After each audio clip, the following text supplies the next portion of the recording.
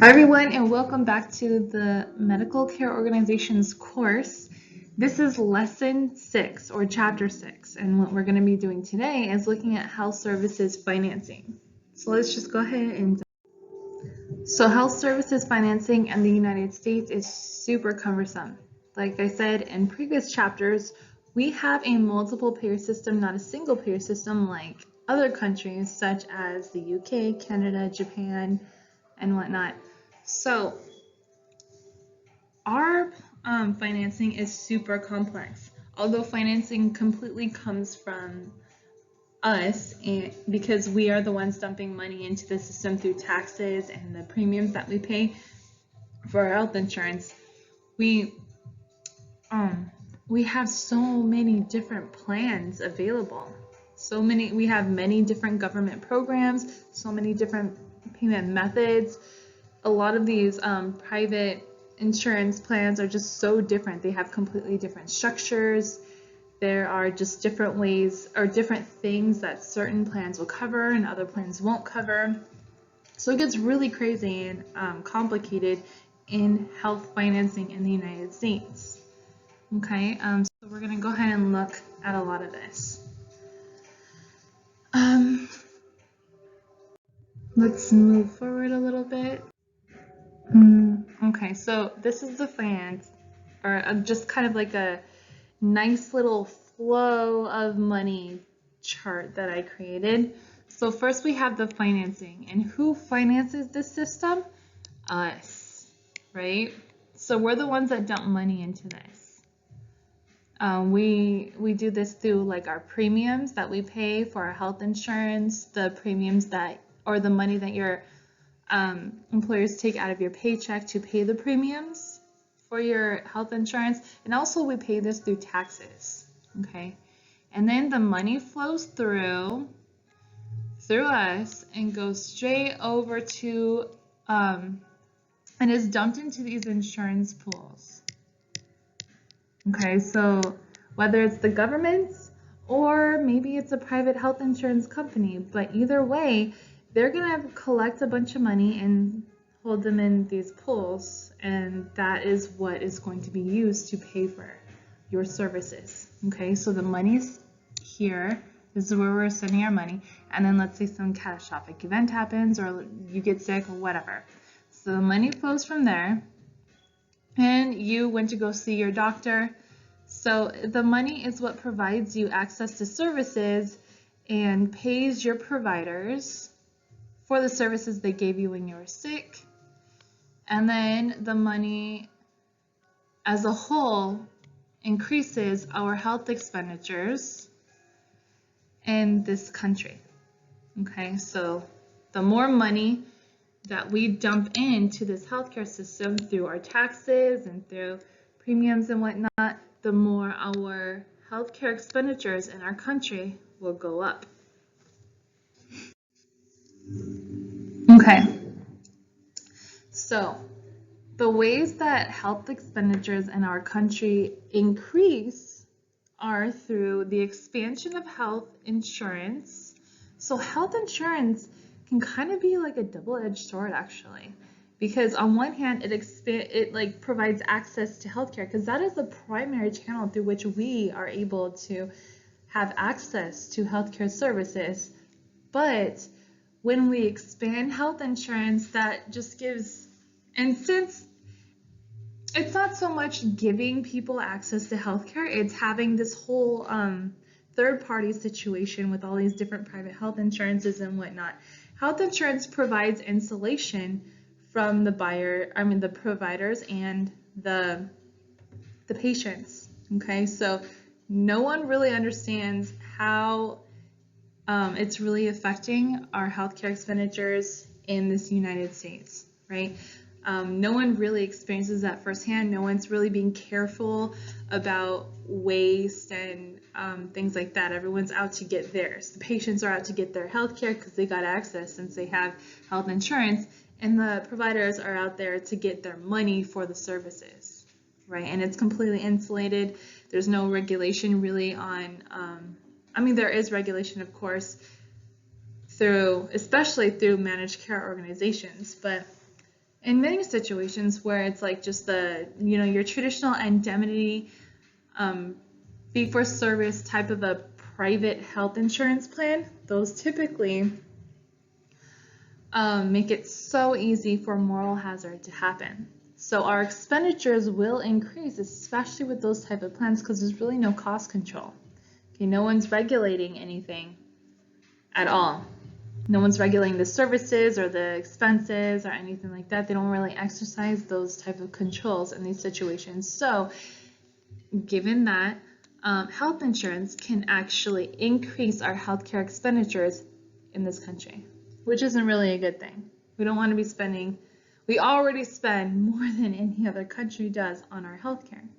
Okay, and then another way in which our health expenditures in this country do increase are through our health insurance premiums. So when health insurance premiums increase, of course, our expenditures are going to increase, okay, because we're putting more and more money into the healthcare system. Remember on the last chart, anytime you add more money into that system, your expenditures will increase. So increasing premiums will definitely increase the expenditures in this country. And we're going to see in future chapters that anytime there's kind of like a major change in healthcare, especially, or even in the economy, whenever there's like a major shift for some reason, health insurance premiums, like the private health insurance premiums, they always increase. They always increase their premiums anytime there's a major change in our health care delivery system. Okay, so, and that of course is always going to increase our expenditures. All right, so let's move over to how they can be reduced. So you can reduce our healthcare expenditures by putting restrictions on insurance, okay, offering demand side rationing. You ration the different services that the providers can provide to the patients. Okay, you're limiting that. You're saying, hey, we're not going to cover certain things. So, and normally when the insurance isn't going to cover certain things, the physicians are aware of that, and they're not even going to bring that up to the patient.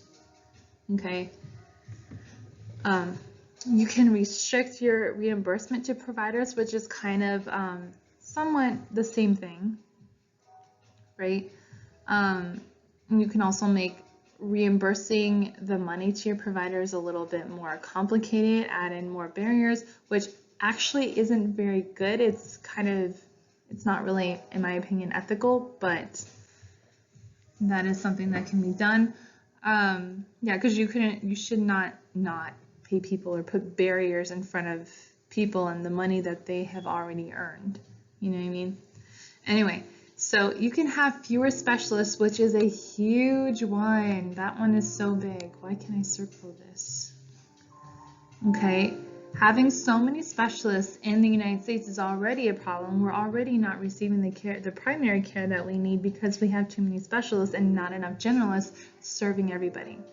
So if we reduce the amount of specialists and have more generalists, that takes care of a huge problem. And remember, when specialists take over primary care, their prices are going to be insanely huge.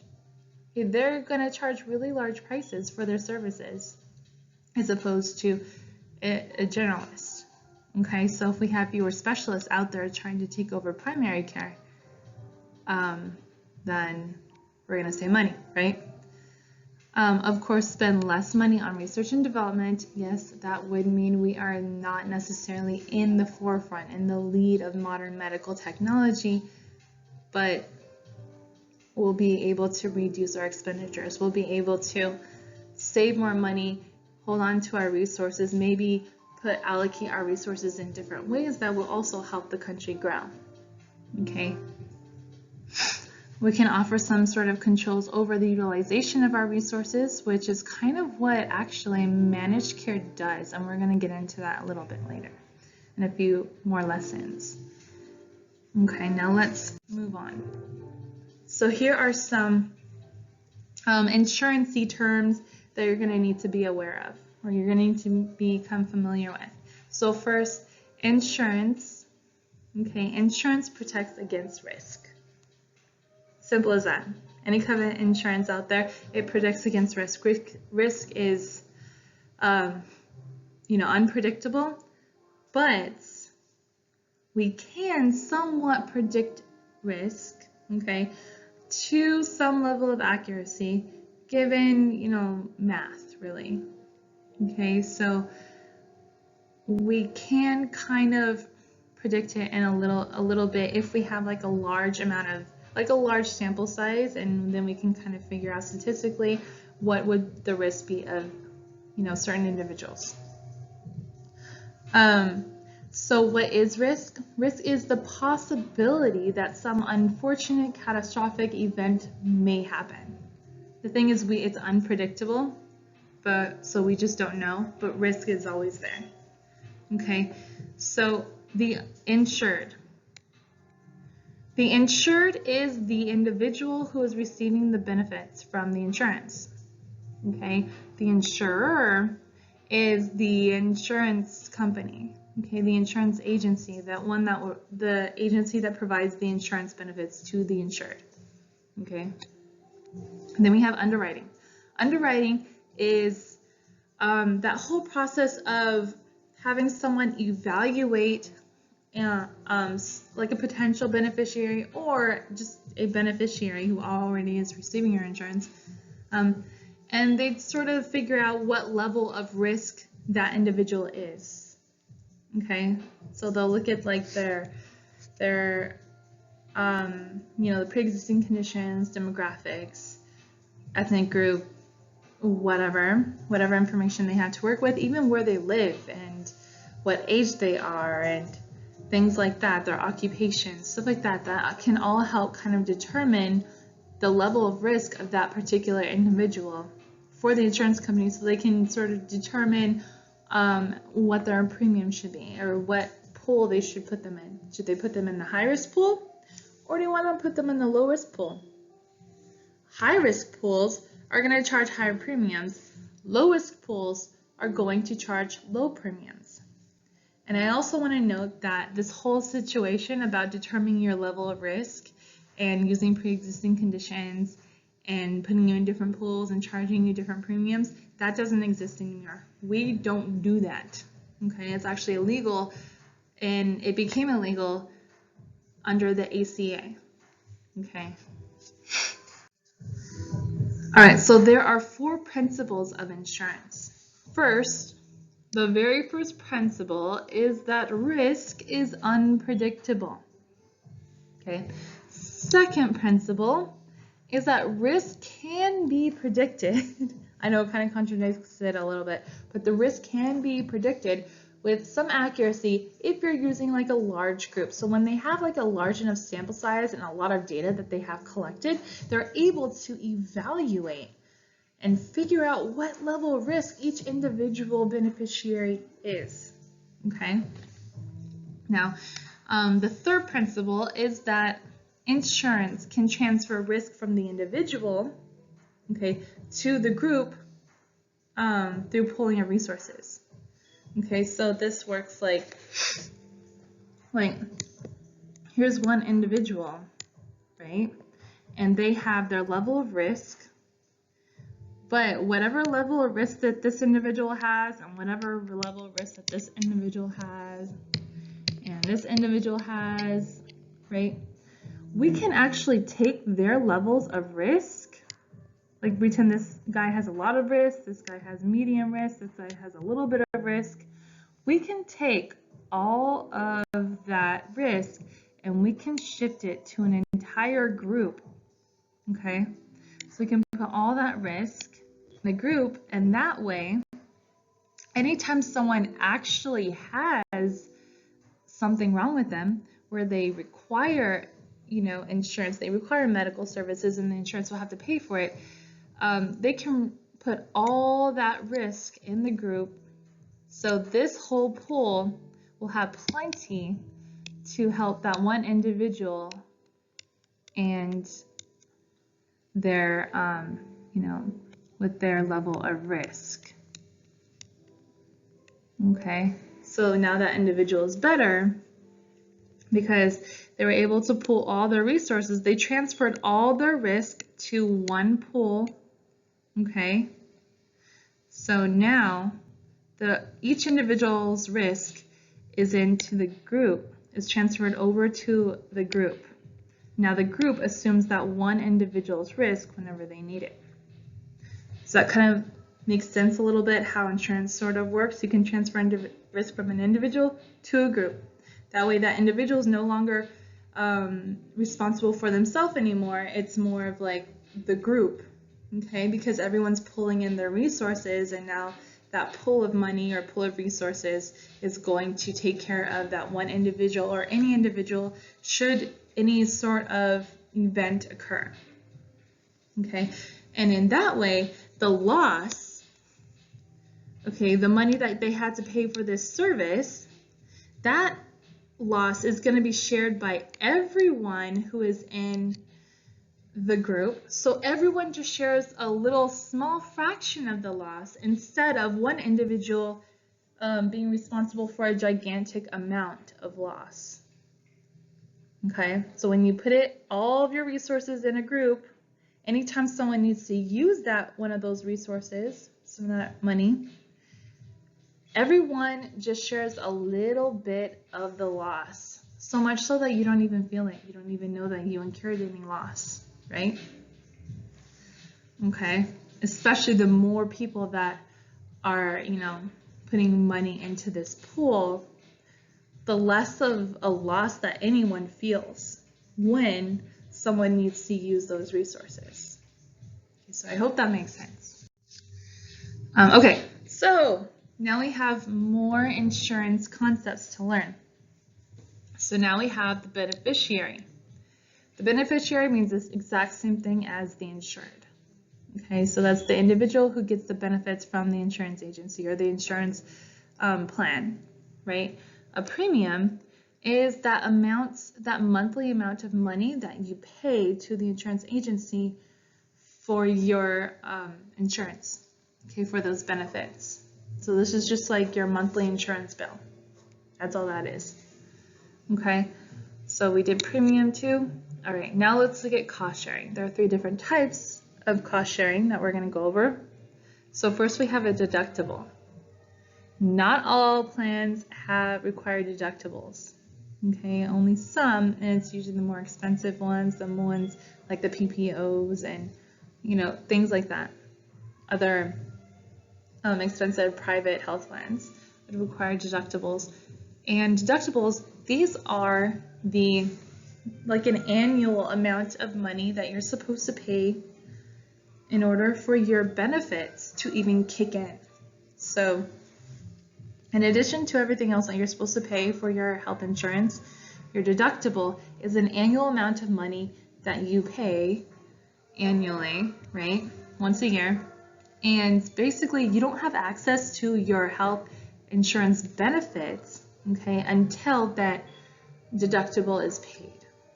Once you pay that deductible, then you're allowed to use your benefits. Then if you go to the doctor, the insurance will pay for it, okay? So, and deductibles can be roughly like $1,500 or sometimes more, sometimes less, but it's like that ish amount of money. They usually also go up when premiums go up as well. So remember I said anytime like there's some crazy event that sort of changes the way we do healthcare delivery, and then premiums tend to go up. Well, when that happens, deductibles go up as well. Okay. So anyway, then we have co-payments.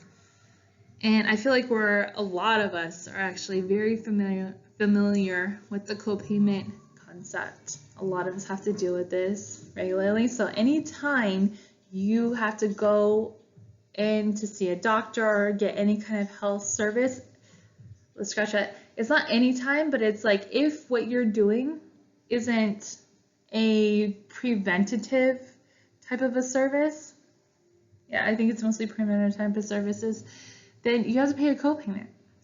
Okay, and a copayment is usually like just a flat fee. It's supposed to be very affordable. Okay, so, and the copayment could be $15, $20, $30, $40. I think 40 is the highest I have seen. But it sort of just depends on your plan and however that works. But copayment is that flat amount that you pay before or like anytime you get services. But thanks to the ACA, if you're getting like a preventative health service, you should not be charged a copayment. Okay. Then we have coinsurance. So a lot of plans out there will have like a coinsurance kind of thing as well. And this usually they usually use the coinsurance method or type of payment for those services that may not be necessary. Okay, so maybe they're in addition to normal primary care, or really it depends on how your health plan works, but usually it's like coinsurance will kick in when it's like a service that really isn't necessary. Okay, it's not necessary for your things like that and for your health or whatever.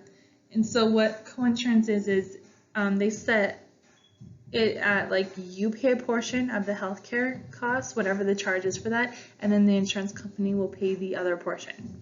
So it could be like you're responsible for 40% of that cost, and then the insurance is responsible for 60%. Okay, many insurance companies do that. Anyway, then we have risk rating. Okay, so there are 3 different types of ways that an underwriter will rate the level of risk that you are. Okay, and that will sort of determine like how much your premiums are going to be. Well, back in the old days, this is how it worked. Okay, not so much anymore. But back in the old days, let's start with experience rating. So back in the old days, they would use experience rating a lot. All right, so your premiums were really determined based on, if you're high risk or low risk or what level of risk you were. And how they figure that out was in risk experience rating, they would go, let's look at all your pre-existing conditions. Let's look at your, ethnic group, where you live, your education, your this, your that. They take all this into consideration and just try to figure out your level of risk. Okay. And then if you fit into like a really high risk pool, like they think that, you're very risky, most likely you're going to be using a lot of insurance this year, then they're probably going to charge you really high premiums. Now, if you fit into like a low risk pool, and they think that you're not really going to use too much health insurance at all, then you're probably going to have to pay really low premiums. Okay? But we don't actually do this one anymore. I just want to make sure you guys are aware of it. Who knows if it'll ever, kick in again in the future, but we don't technically use this at all anymore. Next, we have community rating. Okay, so community rating really just rates everyone equally. Like everyone is the same. Everyone pays the same amount of money. Everyone's in the same pool. There's no differences. Okay, so they don't really rate you too much. I think they just really would rather survey and know who is using their insurance, but at the same time, no one pays any kind of different premiums determined based on your level of risk. Okay, and then we have adjusted community rating. The adjusted community rating is the one that is required by the ACA. Okay, and this one likes to, it's pretty much just like community rating. Everyone's technically the same for the most part, but they do like to put people in different demographic pools. I don't know why, but that's how it is. Let's move on. So why do we even have cost sharing? Why do we have to do that? Like, we're already paying so much money with our premiums. Why are they trying to take all of our money? Okay, why? Well, they did this experiment. This was back in the 70s. I think it was 1975, I want to say. The year is irrelevant, but this experiment kind of, they wanted to figure out if it really made a difference. You know, if cost sharing had some sort of impact on how often people would use healthcare services, or maybe if it would kind of like hold them back and make them think twice, do I really need healthcare or do I not need healthcare? So they did this experiment. They put people in a group where there is no cost sharing, so there's no copays, okay? And then they had a group that did have copays, okay? And they wanted to see how often people were using healthcare services. And what they figured out was that the people who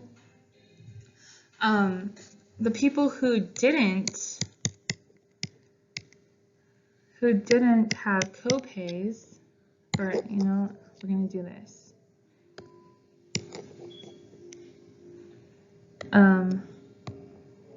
The no copay used a lot of healthcare.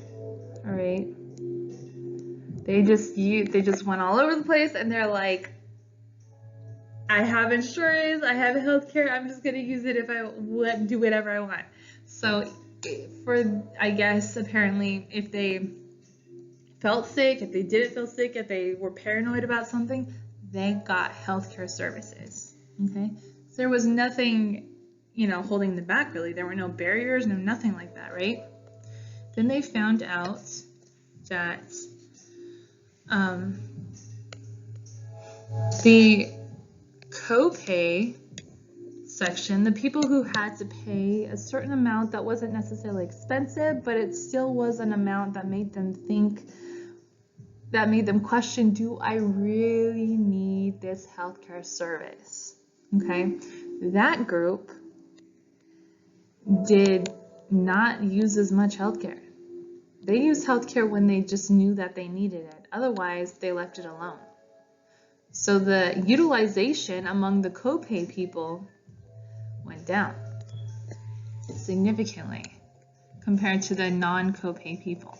So what this experiment shows is that if we practice using cost sharing, then people are more likely to not just use healthcare for the heck of it. Okay, people will use healthcare when it's necessary.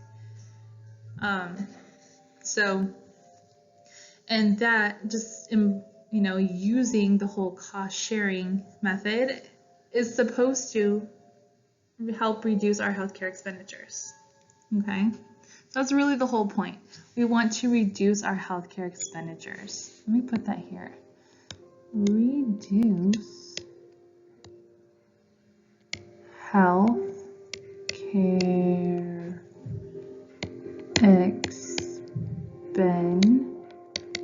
expenditures. You guys can read that, right? Right. So the whole point was to reduce healthcare expenditures. And it showed that it helps a little bit. All right, so some more terms. Covered services, these are your benefits that you're getting from your insurance agency, from your insurance plan. Okay, just what's covered. All right, so these are different types of private health insurances. We're not going to really focus too much on the different types. I just want you to kind of know what's out there. We're not going to really try to become familiar with any of these, so just go ahead and look it up. Okay, I find self-insurance a little bit interesting. Just myself, so I usually like to say that, but I'm not going to test you on it. So let me tell you why I find it interesting.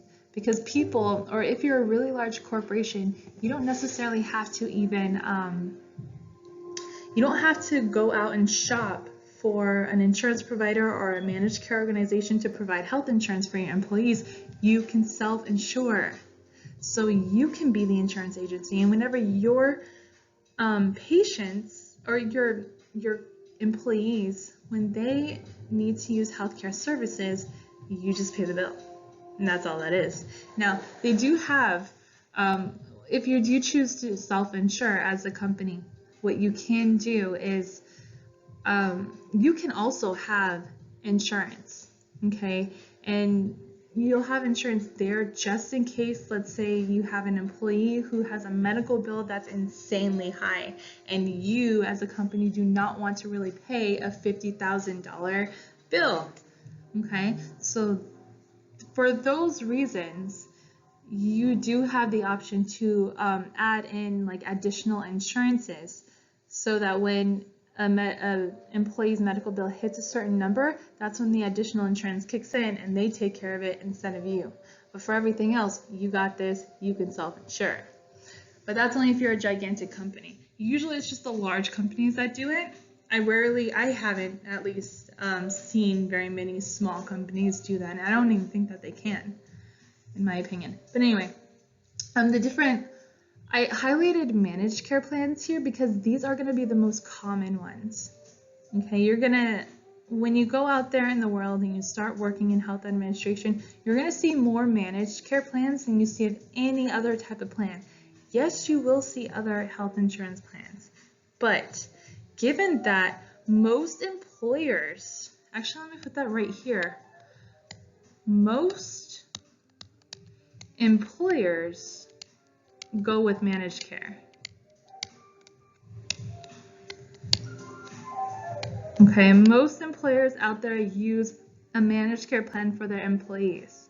And you remember how on earlier lessons we saw that most of the private health insurance in this country is provided by employers, right? And if that's the case, then that is why most of the plans that people have and the ones that you're going to see are going to be managed care plans. Okay, so just keep that in mind. We're going to have a whole lesson on managed care. It's going to be a little bit later, so don't even worry about that right now. And then we have other different types of private health insurance plans. So you can go ahead and look at these. Just get yourself familiar with what they are, or with some of their highlights. Let's move on. So these are just some trends that we have seen in employment-based health insurance over the years. Like, for instance, in 2005, this is really interesting. 2005, 91.6% of the private health insurance was employment-based, right?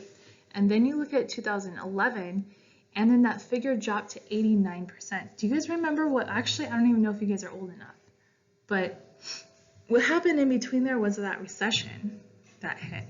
And remember when that recession happened, a lot of people lost their jobs, okay? And so when a lot of people lost their jobs, like about almost 3% of the country, that is what this is showing, suddenly did not have health insurance, okay? So these are just some really interesting trends for you to look at and just kind of think about a little, just ponder on these. But let's move forward.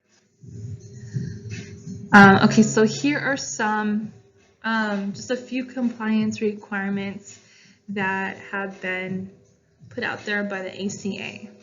Okay, so let's just look at a couple of these, and so that we understand the ACA just a little bit better and what they did for us. Okay, some of the changes that the ACA made. So first of all, I said this in a couple slides ago, but the coverage for preventative services, you cannot charge any kind of cost sharing. So no co-pays or anything like that can be charged for preventative services. Okay. So preventative services could be like contraceptives and things like that, right? So preventative services, you're not allowed to be charged co-pays for that.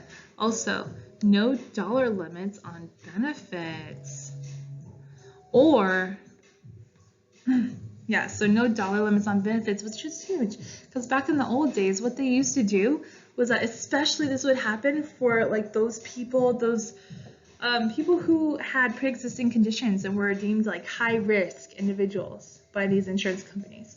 They would put dollar limits on their benefits. So they might say like, every year you're not allowed to surpass like $100,000 in medical bills with this insurance company. And if you hit that $100,000 mark, then we don't pay for anything and you're completely on your own. Okay, they would do things like that. And there are individuals, $100,000 might seem like a lot, so might $50,000, but healthcare is super expensive, first of all. And it's super expensive. And also there are some people out there who have a lot of comorbidities, a lot of things that they need help with, and with their health. And some people actually do have very expensive treatments that they do have to have that are very necessary for their health. And so having these dollar benefits gave a lot of these people a really hard time because it made it so that their health care was not even affordable. Okay. So just a few things that I wanted to really bring up. Go ahead and look at more of those. I believe the book probably has even more compliance requirements that might really interest you. So go ahead and take a gander at all that stuff. Anyway, we also have the individual mandates. This happened through the ACA, and the basic idea behind the individual mandate was to pay or play. Okay, so you have to pay a certain percentage. You had to pay your penalty, and in the first years to come, like when the first 2 years, I believe it was, when the individual mandate first started, it was like there's a certain percentage of your income that you had to pay, and then later on they just made it like a flat rate. Just like as we kind of get this mandate like integrated into society and we kind of get used to it and things like that. But so basically everyone has to have some level of minimum coverage, a minimum healthcare coverage, or you're going to pay a penalty. Okay, and I think that we're all familiar with this now. I think that we've all seen like whenever we do our taxes, when tax season comes, like at the sort of like the beginning of the year, January, February and whatnot, they always send you like this paper that shows all the different months that you had health insurance. Okay, and so you're supposed to use that to when you file your taxes. Okay, and then if you don't have enough months with health insurance, then you're going to pay a penalty for that. Today, actually, it's really easy for you to get out of paying that penalty. But so it has not been as strong or as strict as like I think the individual mandate had, like what they really wanted it to be. But anyway, so there are also exemptions that you can have to get out of the individual mandate rule. There are religious exemptions. Also another good one is the one about having to spend more of 8% of your household income on health insurance, and this helps people who are somewhat low income and also who have larger families to take care of. Okay, so if you have to spend more than 8% of your household income on health insurance, then they may exempt you from this rule. Okay, anyway, let's move forward. Then we have the employer mandate. So basically this one is also another pay or play situation. So this is for those employers who have 50 or more full-time workers. Okay, and full-time is 30 hours a week. Okay, it used to be 40 actually back in my day. But yeah, full-time is 30 plus hours a week. So if you have 50 or more full-time employees, then you are supposed to provide health insurance. And it's supposed to pass like a certain minimum value test. So that's how you know that it like counts for the employer mandate. There's supposed to be some like basic level of minimum value test for the health insurance that you provide for your employees. Here are the public health insurance. Now we're on public. We just finished private, right? So now we're getting on public health insurance. So this is a list of different public health insurance programs that we have in this country. Okay, and I want you guys to know from here on out, because I'm not sure if I mentioned this, and you're gonna hear it a lot from here going forward with the rest of the course. So anytime that you hear the word public, public means government, okay? Just straight up government stuff. Public means government. Just want to make sure everyone is well aware of that. So public doesn't necessarily mean civilians or something. You're just going out into public. It means government. Government owned, government ran, government regulated. Anyway, so public health insurance by definition would mean health insurance that is provided by the government. That's what that means. Okay, so let's not get it confused and say, I guess the general public pays for it or something. Well, technically, yeah, the general public does pay for it through taxes. Okay, but anyway, anytime you see public, that's going to mean government. All right. Okay, so first let's go over Medicare. So Medicare is the one where you have to be, to be eligible to receive Medicare benefits, you have to be 65 and older, disabled, okay, having a mental or physical disability, or you have to have end-stage renal disease, okay? You have to have one of those in order for you to receive your Medicare benefits, okay? The cool thing about Medicare is it's a federal program, so it's going to be completely consistent throughout the entire United States. So it's going to be consistent throughout the whole nation. Like if you get Medicare in California, you can move to Virginia. I always give Virginia as an example. You know what? That's fine. Let's use Florida. You can move to Florida, and you would still have the exact same benefits. Okay, so you're gonna have this same program over there that you would have over here, and same over there that you would have over here. It's gonna be the same. It's consistent throughout the whole country. Okay. So anyway, let's go over the different parts really quick. Just a quick overview of the parts, no details. So pretty much, Medicare has 4 different parts. All right. So first of all, we have Part A. Part A, this is all your inpatient stuff. This is your hospital stuff. Anytime, like hospice counts for Part A. Inpatient care, which is hospital, that's when you stay overnight in a hospital. This counts for psychiatric hospital care. This counts for home health care. This is going to cover like assisted living types, or not assisted living, but it would cover your skilled nursing facilities, your acute care facilities, things like that, right? Even your long stay hospital stuff. So if you had a reason to stay in the hospital for over 25 days in a long stay hospital, it would be covered by Part A. Now let's go to Part B. So Part B covers outpatient services.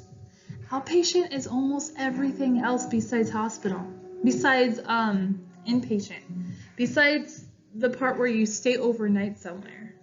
Okay, that everything else is outpatient pretty much. And so, this is going to cover your doctor visits, your imaging, your, even specialty consultations, things like that, right? Now we have Part C.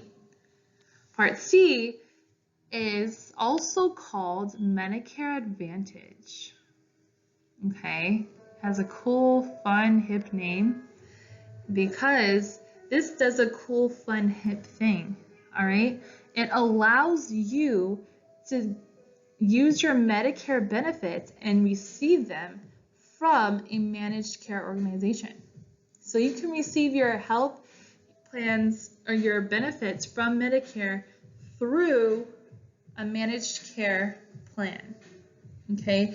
And in that case, that would mean Medicare pays that. If you want to do that, Medicare Advantage would pay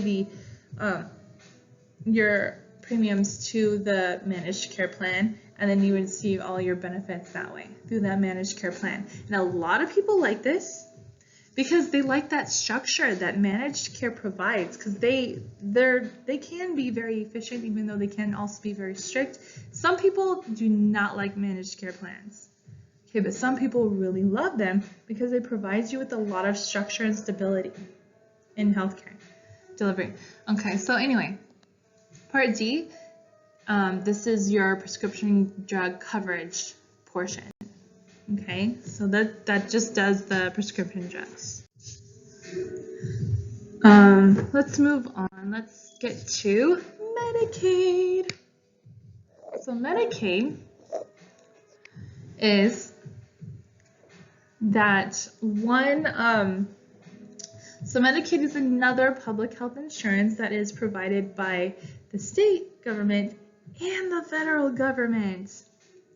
Okay, so how this works is that the states come up with their pool of money, right? The states have their pool of money through taxes, okay? However much money they come up with. And then the federal governments,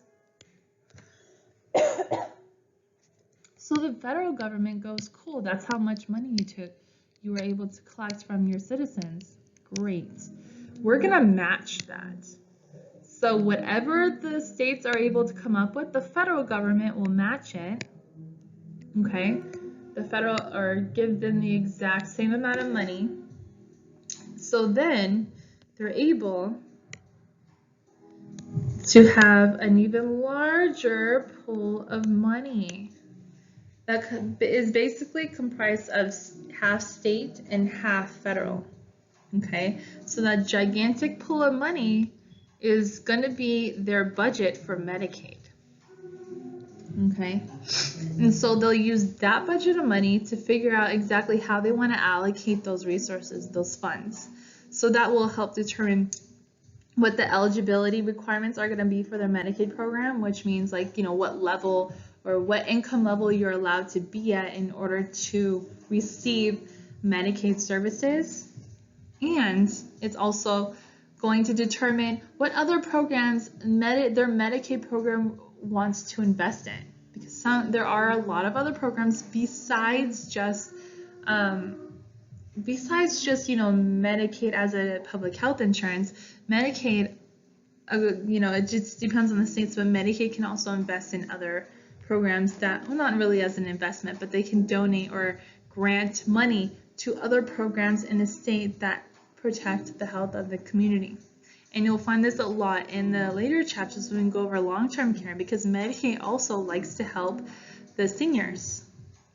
Okay, those 65 and older, they like to put a lot of money towards their, their long-term care treatments and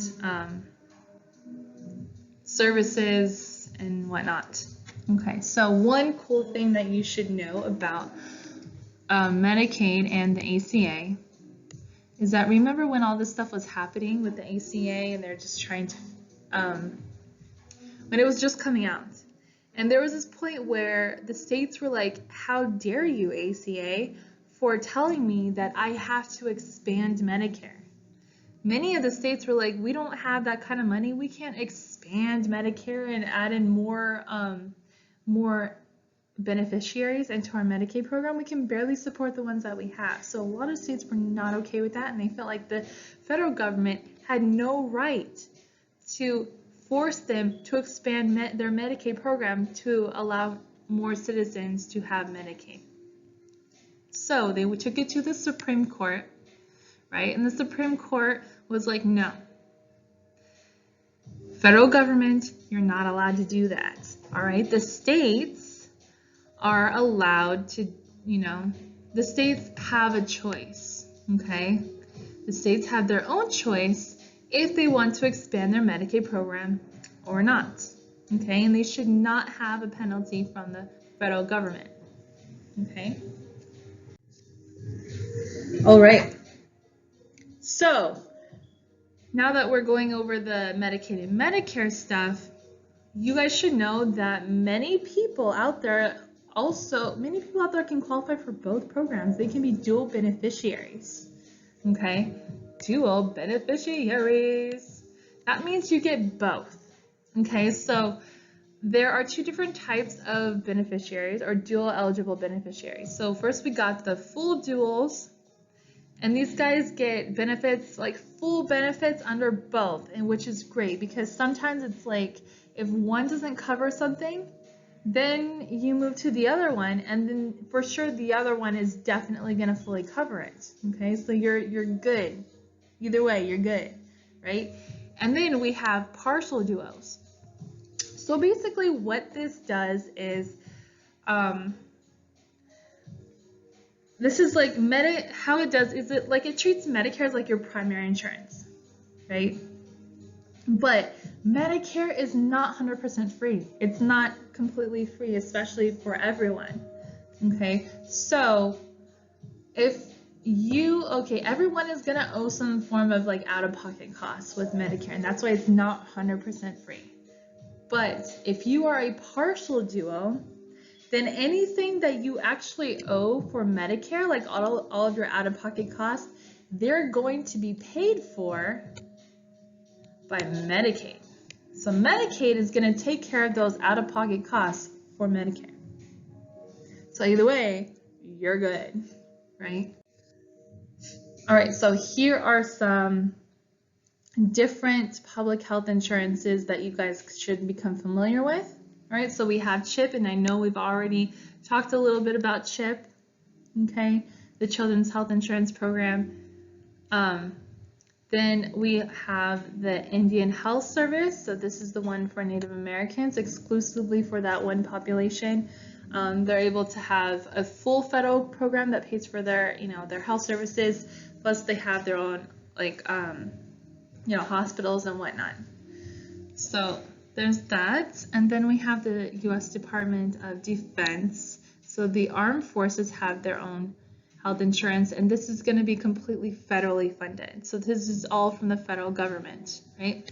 And we call this one the TRICARE system, okay? And then we also have the Veterans Health Administration, and this one is also federal, okay? So these are all federally funded. Federal government pays for these, not the states. So I just want to let you guys know this is all federal stuff. So veterans, we know what veterans are, and this is their health insurance as well right here. And this is for the armed forces. These are for Native Americans, and these are for the children. Okay, let's move forward. Here are just a couple. Actually, you guys can go ahead and go through these, just a few terms here and things that we kind of have already gone through. So just go ahead and look at charge rate and fee schedule. Okay, so now let's go ahead and look at some different types of reimbursement. Now I didn't highlight all of these, and that's because some of them are not as important because they're not very common, okay? And so if we're gonna work with them a lot less, it's not really, just be familiar and know that they're out there, but you're probably not gonna, you might not work with them, okay?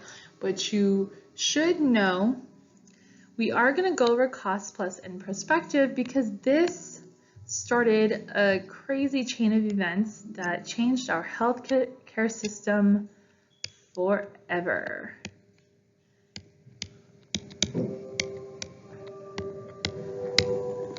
Okay. Changed our healthcare system forever.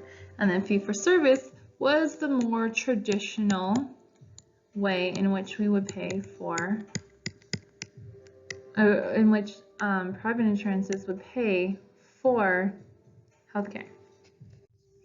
Okay, so how the fee for service system works was, these are, first of all, I want to let you know that these are all private types of health insurance reimbursements, right?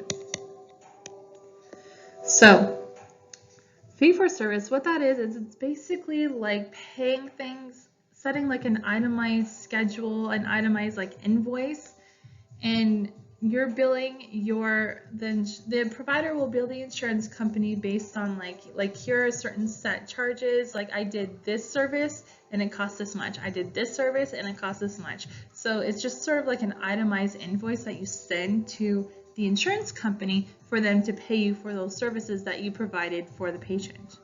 Okay, now we have managed care approaches. We're going to learn a little bit more about this in the chapters to come, okay, especially when we go over managed care. However, just to kind of put it out there and let you all know, so that you can get those juices running in your brain, we have discounted fee-for-service. So this is basically fee-for-service, but discounted, right? Negotiated discounts with providers, okay? Capitation. This is the way that managed care organizations will pay their providers or their physicians, okay? This is a way that they do it is they pay one set fee, one monthly fee to the physician for each beneficiary that physician is assigned to each month, okay? So per member per month fee to cover any kind of services that patient needs from the provider. Okay, so that provider can be paying, that provider can take care of that patient every single day or can never see the patient. But the managed care organization will still pay that flat monthly fee per member every month, regardless of how many services. Okay, so that's supposed to cover the services right there. Now we have salary.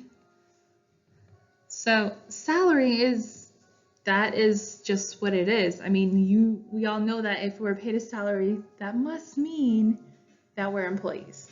So what a lot of managed care organizations do actually is they hire physicians and they pay them on salary. Okay, we're gonna when we get into managed care organizations, we're gonna see exactly which type of managed care organization does hire their physicians and pay them on salary. I know that's totally counter, that does not go along with physician beliefs over the years, but things have changed. Okay, so this is kind of how it is now. We do actually hire physicians, even though it's not like all physicians are employees. It's just sometimes some of them are. So now we're coming towards the end of this whole gigantic thing, right, of health services financing. But this is probably one of the most critical parts. Okay, so this is how we fund public insurance. Okay, and really, this is how Medicare sets the tone, and then really other insurances, especially other public health insurances, fall in line with Medicare. So however Medicare does it, everyone kind of copies.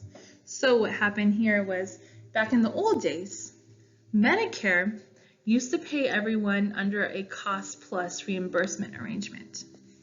And how that used to work was, actually,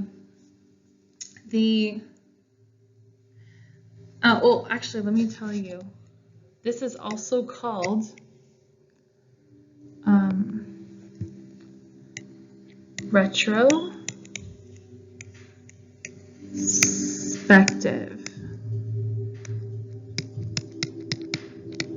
retrospective reimbursement is another term for this type of reimbursement, and that actually helps us to understand exactly what this reimbursement type does.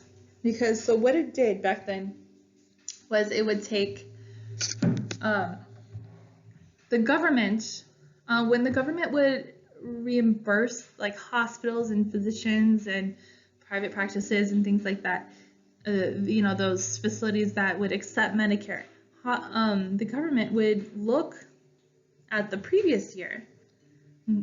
Okay, they would look at the previous year and however much money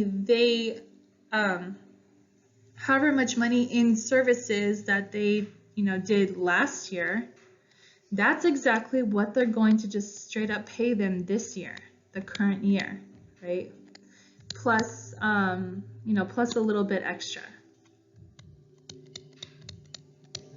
So they would take last year's amount of money that they of the services that they provided, right, plus a little bit extra, and that's how much money they'll provide for this year. And so next year, the following year, over here, the next year, how they pay you, in the next year is they're going to look at what is the current year, and they're just going to add a little bit extra, and then that's what you're getting for that year, and so on and so forth. So every year, you always look at the previous year, and that's where the term retrospective reimbursement comes from. Okay, so you always look at the previous year, and then you add a little bit more, and then that's how much money they're going to reimburse you for this year. Or that's what they would do back in the old days. So what happened was, well, basically, okay, think about this. Let's pretend, what if your parents decided that they were going to pay for your vacation every single year? Okay? Every year they're going to pay for your vacation. And how the system is going to work that every year they'll give you money for your vacation, and then you go ahead and spend all that money for your vacation, and then if you spend even more money for that vacation, then the following year they're going to match that money and give you that money for that year. Okay, so every year, every time you go on vacation, of course you're going to try to spend all the money you can. And you're going to spend extra money because you know that you're going to get reimbursed for that, and you're going to get even more money next year. So every year you keep getting to upgrade your vacations, and you keep getting to get more money because your parents are giving you a little bit of money every single year. They're looking at last year, they're looking at what you do, all the extras that you're adding into it, and then they add a little bit more, and then that's your vacation money this year. So if that pattern keeps up, you're gonna go, I'm gonna take advantage, and I'm gonna live my best life, and I'm gonna do everything crazy. I'm going to go to the high-end hotels, and I'm gonna buy all the stuff and eat all the food and do everything luxury, and it's gonna be amazing, and I'm not even gonna pay for it. And that is exactly what hospitals were doing to the government all those years. Okay, they were able to squeeze as much money as they could from the hospitals, because what they would do is they would try to squeeze, add in as many services as they can for their Medicare patients. Okay, and so every year when it comes down to well, how much money did you spend on Medicare patients? Well, we spent all this on our Medicare patients, and then the government would have to pay that and then give you a little bit more, and then you keep doing that every single year. So you actually make a lot of money off of the government just because of that, right? There's a lot of money that you get to profit from that. Well, the government caught on. The government caught on. They figured out what everybody was doing, and they decided no more. We're totally changing the system, and you're not going to smooch off of us anymore. So they stopped it all around, it was pretty much 1985 when this happened, right? So it was the late 80s when prospective reimbursement is what they changed it to. So prospective reimbursement came about, they started doing that, and what prospective reimbursement was, pretty much for each diagnosis for a patient, right? The government would pay just a flat fee for that particular diagnosis. Okay, so you don't get to squeeze out and give the patient extra services and expect the government to pay for it anymore. Okay, so what would happen is, let's say for every single diagnosis that a patient gets, every fresh diagnosis, the government, each diagnosis is going to fit into what they call a DRG,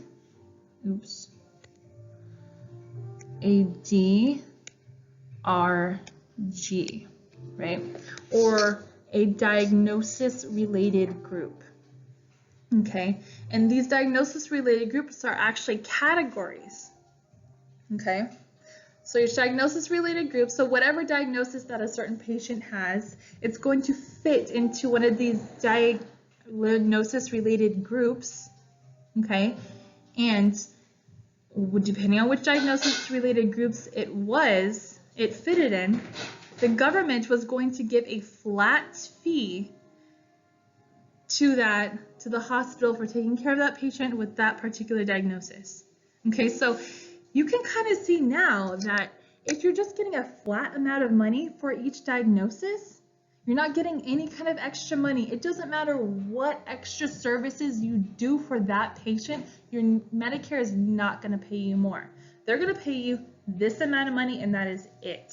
So for example, let's say, this could be like for, I don't know, some kind of cholesterol procedure. It might fit into this diagnosis-related group that is worth, where they pay like $50 for that particular treatment. Okay, where the government will pay $50 for that diagnosis to that hospital.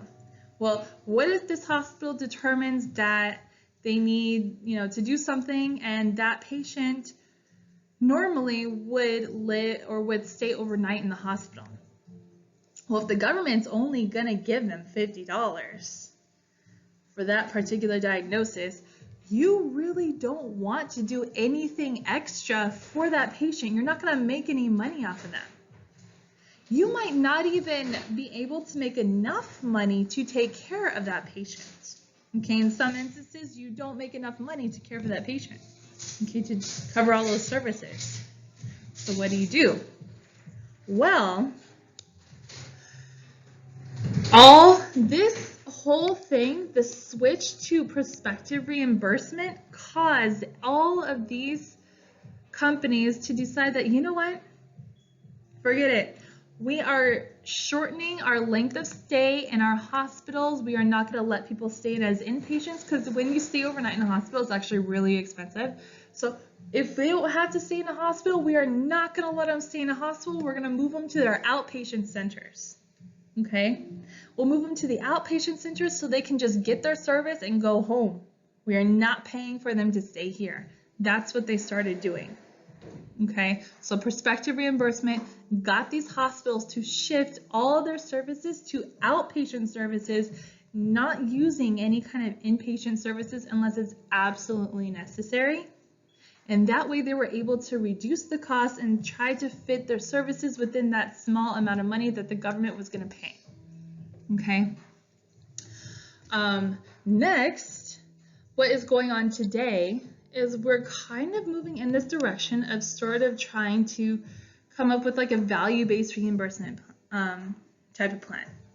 Okay, I know that HCA is sort of directing this and trying to be able to integrate this into our system and how Medicare is going to pay for their patient for the services and whatnot. But so basically what a value-based reimbursement does is it pays the physicians based on the value that they provide. So especially if we do, they want to sort of find a way to measure quality. And if you're able to see that the patient's condition has changed, has improved, then that physician will earn bonuses or like earn some sort of incentives based on that will, incentivize the physician to provide better quality and hopefully increase, positive patient outcomes. All right, so you know what? That is it. That is the end of lesson 6. I hope you enjoyed it. If you guys have questions, please comment below. You can also email me or comment on the website.